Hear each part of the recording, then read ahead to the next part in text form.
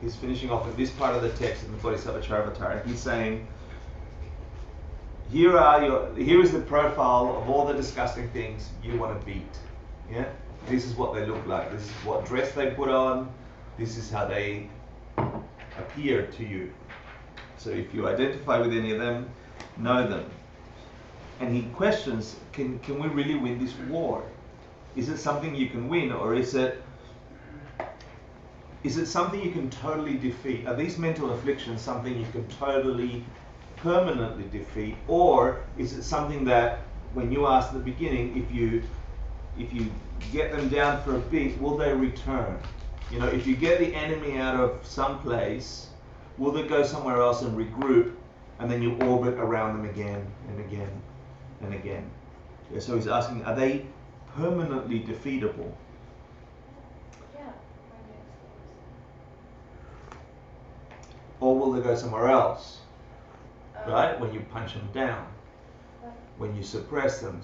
So when you're working, are they able to be permanently removed? He's asking, right? And what do you think the answer is? What's the answer, Tasha? If you remove the causes. Right. So what is the cause of all these 26? Right? 26. Ignorance.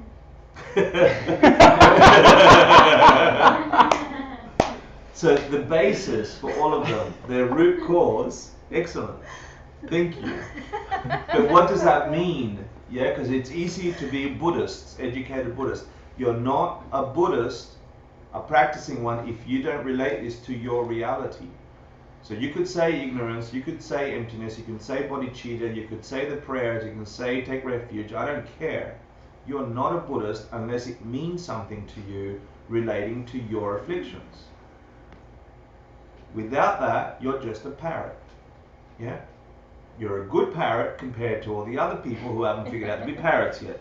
Because parroting will give you the cause to wake up. But what I'm saying is, if you're not relating ignorance to what the hell that means for you, then you're not really armed, because you just have some fuzzy conception of ignorance out there separate to you.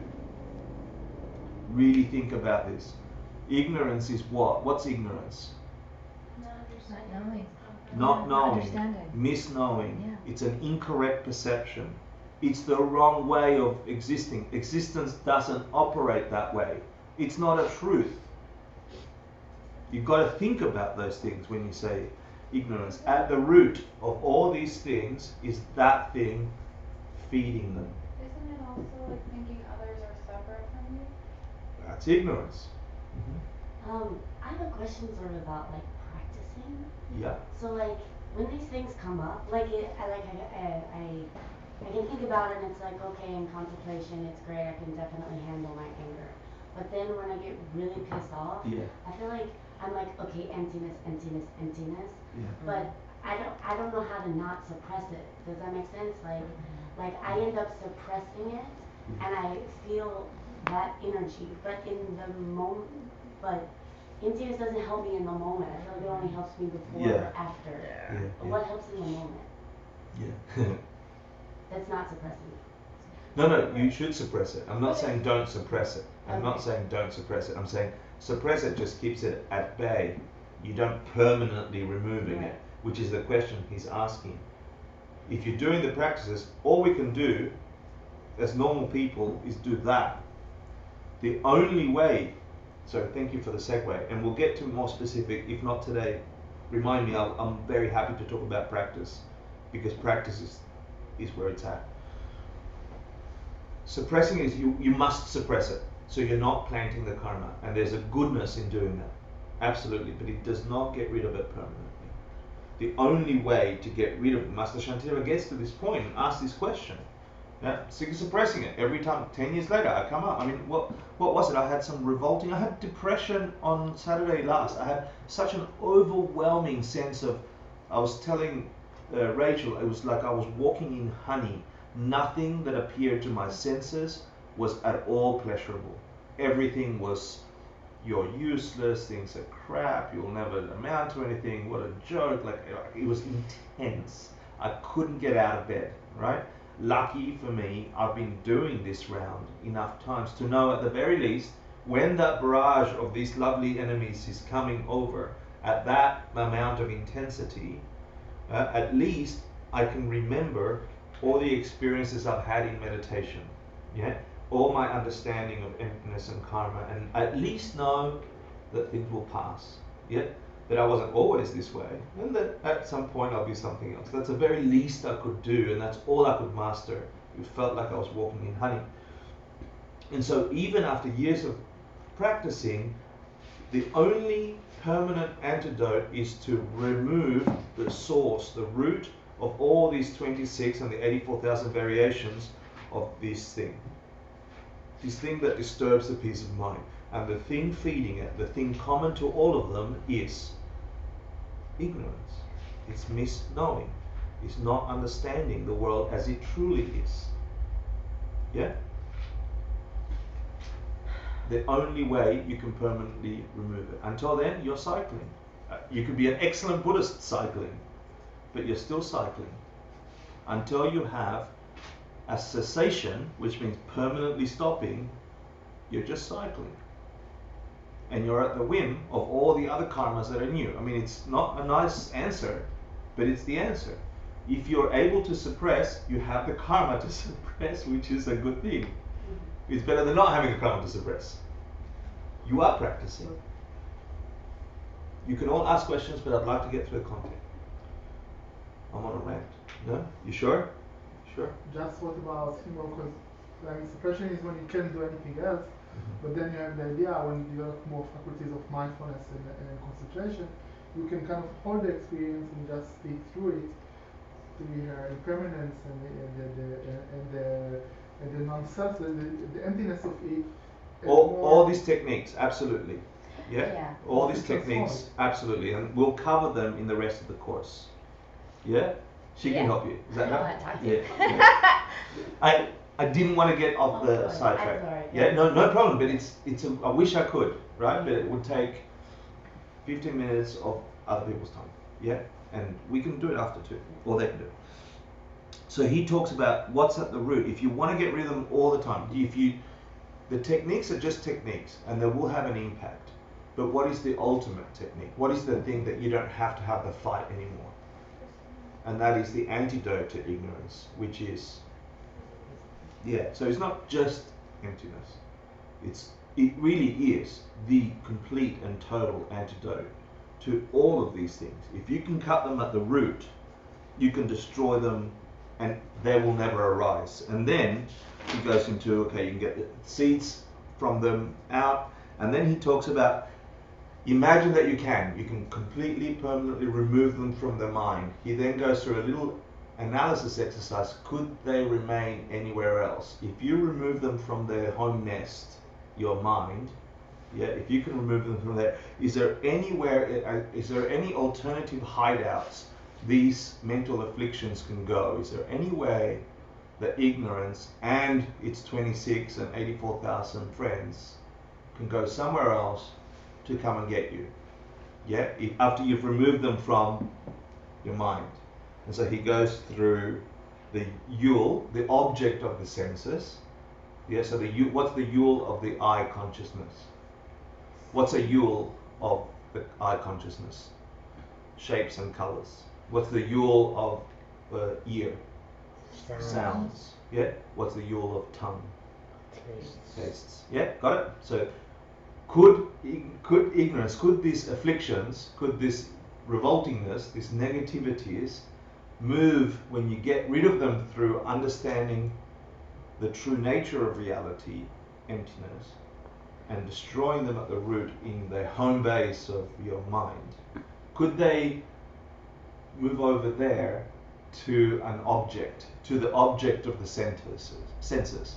Could they appear? Could they all of a sudden reside? Could anger reside in the color red? He asks. He wants to cover all bases because I think I've pretty much destroyed him, ignorance and its army.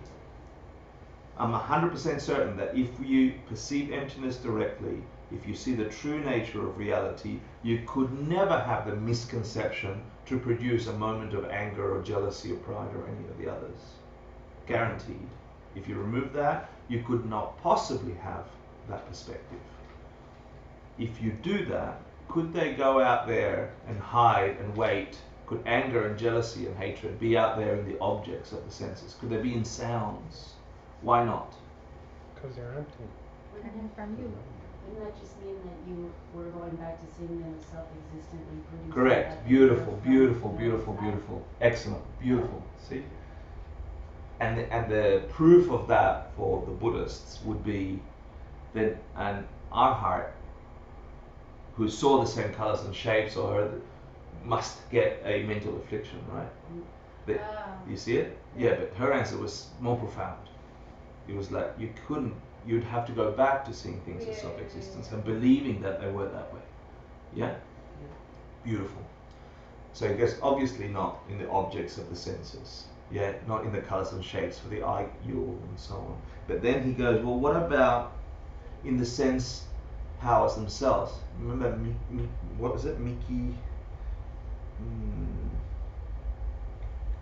I forgot the name. Anyway, the eye consciousness. Could it be in the retina of the eye? The thing in the visual cortex. Could it sit there in between you and the object? Yeah, between your mind and the object in the visual cortex where things arrived. Could it sit there and do it? Could it be in your sense power of eye or tongue or nose or? And I mean, it sounds like a stupid argument, but he's just checking, right? And what would the argument? So do you say it could be or couldn't be? Could they hide there? Could mental afflictions sit there and filter everything you see to make you angry? For the same reason that an arhat or a Buddha would. That's right. So as you're having a direct perception of emptiness, you still have an eyeball, right? You'd be afflicted. Yeah, exactly. Yeah, you could argue that the other one, if you're in the direct perception of emptiness, you're not perceiving an external object and so on. But with this one, you'd have to say, okay. And then the last part he says is, and they can't also go anywhere in between those. So they can't go, there's nothing in between the object and the eye where they could be hiding around. So you have completely, it is possible truly to completely obliterate and rid your consciousness and your world once and for all time, for these things that disturb your existence. And once you do, you then begin to work on removing the seeds for those. He talks a little bit like that, because you can have a direct experience of emptiness, which means now you know that this world is not the way it appears, so you can't possibly act stupidly towards it. But you still have the perception, because of the old karmas, that things are self-existent. You just don't believe it anymore. You then have to work through the path of habituation, through removing the seeds all the way to the subtle seeds of things appearing that way to you, right? So then he reached the end of that part of the book saying, here are all your enemies, know them well. You can completely, truly, solid, logical argument, obliterate them from existence. It is a possible thing. Don't think it's not possible to become superhuman. You can become superhuman. You can become enlightened. It is possible. And he just proved it to you in the most beautiful way. You should read the passage in the readings. It's magnificent. It is available to you. It is palpable to you. And no one else but you, because you're listening to it. It is magnificent. So then he goes, I'm paraphrasing, it's not exactly, but if you want to really see your world transform before your very eyes, literally, then you go into the activities that a Bodhisattva would do. He starts explaining the 6 perfections. He says, you do these 6 activities are the things that give you the karmic fuel, the energy to propel you out of this ignorant view. And these are the only 6 things that can get you to enlightenment. Yeah? Which are a lot, because this 6 is a big group of many other small groups. But these are then the thing that the rest of your Bodhisattva life should comprise of. First and foremost, you make this your life. Secondly, you become an engineer, an actor, a musician. first and foremost, you make this activity your life. You get rid of the thing that's stopping your world from being perfect. Everything else is just a vehicle to do that. Everything else is just a vehicle to do that. So he then goes to the 6 perfections. So 6 perfections, they're called perfections. Why do they call perfections? Does anyone know? What's the Sanskrit for perfection? Paramita. Yeah, paramita. In Tibetan it means to go to the other side. Yeah, the other side of samsara, the other side of ignorance. Paramita in Sanskrit. Paro to chimpa in Tibetan, to go to the other side. Why do they call them perfections? Why are these 6 perfections and not 6 activities of a good Buddhist? Because they perfect you. Cool, that's a good answer, because they make you into a Buddha. Yeah, you've perfected them. There's 2 answers. A, you've perfected them when you become a Buddha, and B, they perfect you as you do them. Excellent. Cool. They bring you to perfection, to be precise, because that's a paro to chingje. They bring you to perfection. So what are we? Are we the first group? Have we perfected these? No, we're the second group. They're paro to chinje, getting us to perfections. We're doing the 6 getting us to perfection instead of the 6 arrived at perfection. Does that make sense? So what are the 6? Do you know? The 6 perfection. The first one is the giving, generosity. It's been translated in Jimpa, right? Don't think of them as words, okay? Think of them as complete states of mind that color your mind like a tea bag does it in water, right? I can't get rid of the color from that water anymore. Yeah? Giving is like that. You have your mind and you put the giving tea bag in there, that's it, can't undo it. Yeah? When you saturate your state of mind with these 6, your tea would be an elixir for freedom, an elixir for immortality, literally. Yeah? So giving, and what kind of things can you give? We'll cover them in lots of details. You can give objects, you can give protection, you can give dharma. Yeah? You're generating the state of mind, and we'll go through it in detail in the next courses, the next 2 courses and the rest of this one. You're generating a state of mind that is forever looking to give to others. Okay? We'll talk about it, why and when, etc. Say Sultrim. What's that perfection? It's translated as morality, ethical state of mind, life, ethics. Yeah? So as you're doing these practices in a Mahayana track, it would be your vows. You could do the 10 non-virtues, you can get your refuge vows, you then get your Bodhisattva vows. Yeah? It's keeping the morality intact. It's acting in a moral way. Before you understand emptiness, you're sort of preempting the moral code of being before you have a direct experience in order to generate it. The third one is super. Say super. Super. And that's translated as patience, but it really, Geshe Michael's amazing understanding of English and Sanskrit and Tibetan described it as not getting angry when you're supposed to. Developing a state of mind that when the circumstances are right and ready and you have every right to be angry at that external object, it's particularly important at that time not to be angry at that external object. There's no reason ever to be angry except to the mental afflictions themselves, the thing that perpetuates your anger. Yeah? Woo! Number 4, say Sundrum. And what's that one? Joyful effort. This is my most difficult one. I have that little nagging voice for me that says, you're not good enough. Yeah?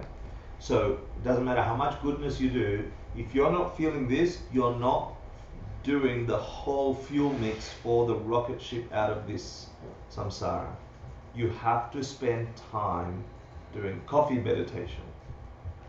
Looking for, what did you say? It was generating or looking for? Oh, conjuring. No, Conjuring. Yeah. You must become a conjurer of, in reality, not heirs, okay? Really looking at, out of today, what goodness did you do that you didn't have to do? Yeah? Did you sit down and meditate for hours? It's a crazy thing to do in New York. Why would anyone do that? There's so many objects of distraction, right? But I'm sure you did, right? That's awesome. There it goes. Awesome. That's amazing to do that kind of investigation with your consciousness in the heart of America, where everything is a distraction, is a goodness beyond recognition. It's not something you do in New York.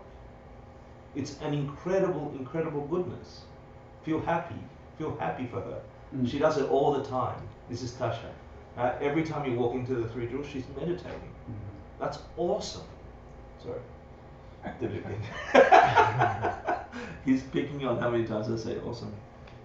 That feeling you just had for Tasha, find for yourself for the goodness you're doing. Yeah? And feel it and imagine it growing, and then imagine knowing that feeling of goodness in you being able to be transplanted into another person. Being able to do it because you know how good it feels to do good.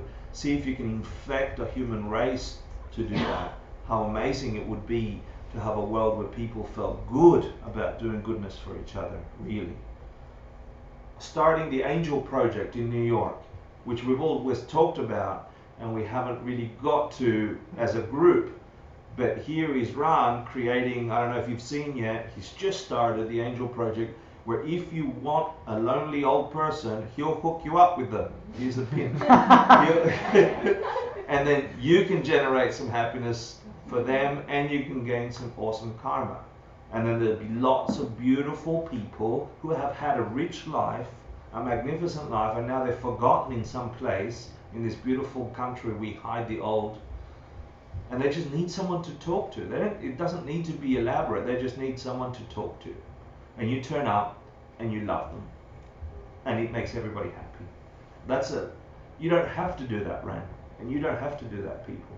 But people do it, feeling really good that we got that capacity here. That's this one, joyful effort. Feeling really good. Yeah? Okay, I did it. Yay. Some 10. Concentration, meditation. It's the perfection of meditation. And Shera, say Shera? Wisdom. Understanding emptiness, karma. The only thing that can get you that karmic energy. And then lastly, there was a little section there that he says, for you to have perfected one of these things, let's say perfected giving, for example.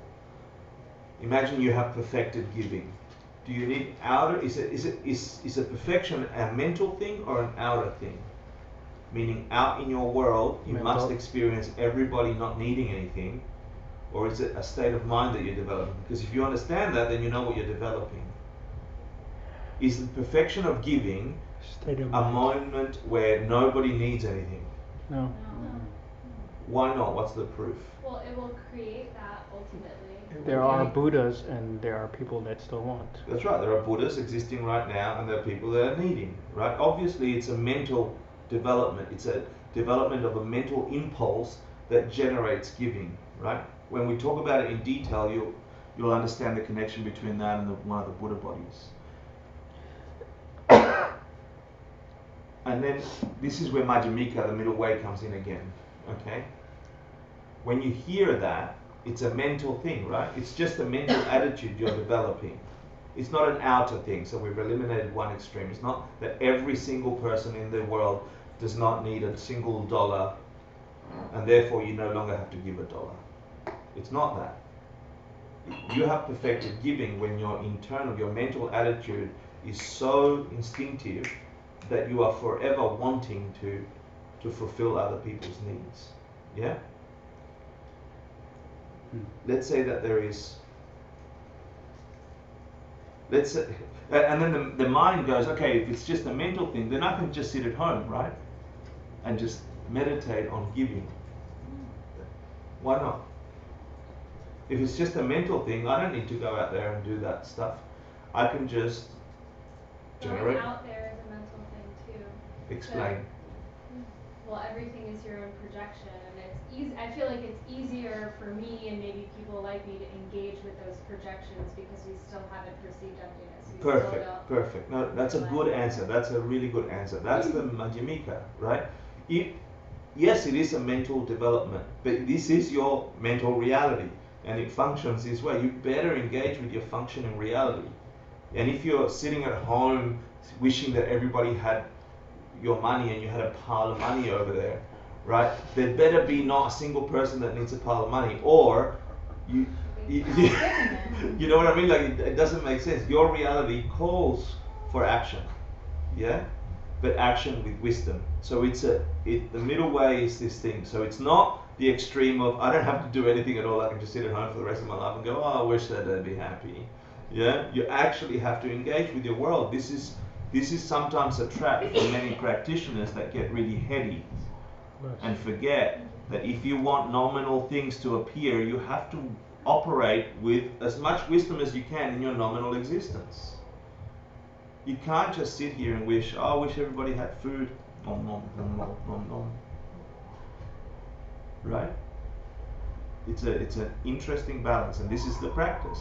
The rest of this course, the beginning of January, February, March, ACI 11 and ACI 12 are all the rest of the Bodhisattva Charvatarian going in detail into all the practices to address developing these 6 perfections.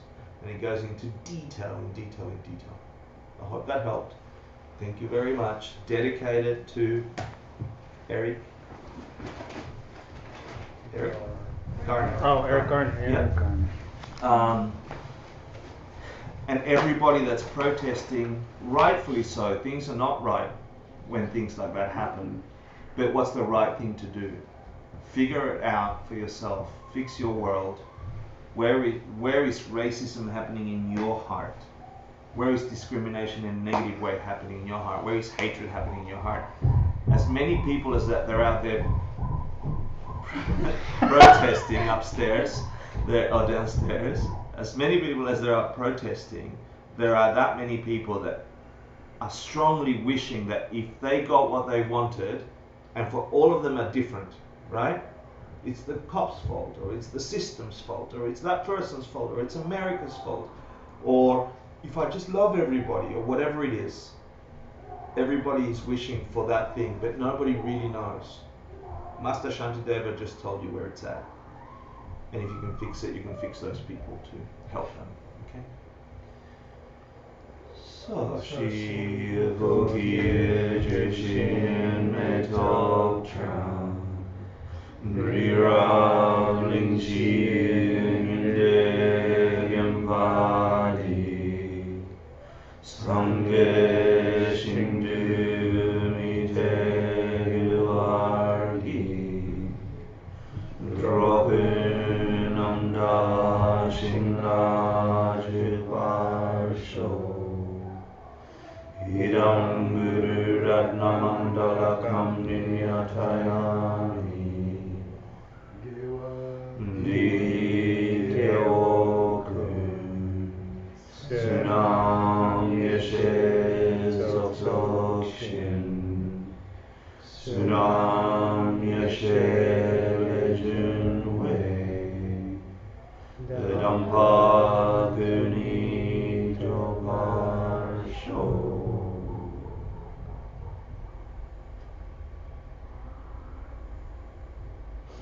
Thank you so much for coming. I hope to see you next class, second last class.